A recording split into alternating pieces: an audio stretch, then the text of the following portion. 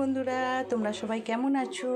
আমি তোমাদের ভালোবাসা আশীর্বাদে খুব ভালো আছি না, একটু খারাপও আছি যেন, ওটা অভ্যাসগত তো বলে ফেললাম। একটু দাঁড়াও, সেটাও বলছি। কী রান্না করেছি আজকে?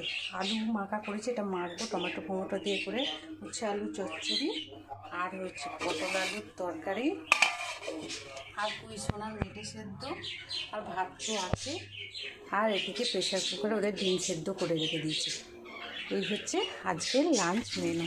যেন মনটা কেন খারাপ বলে তো, আমাদের পুঁই সোনা না হঠাৎ খুব করে অ্যাগ্রেসিভ হয়ে পড়েছে। কেন এটা হচ্ছে ঠিক বুঝতে পারছি না।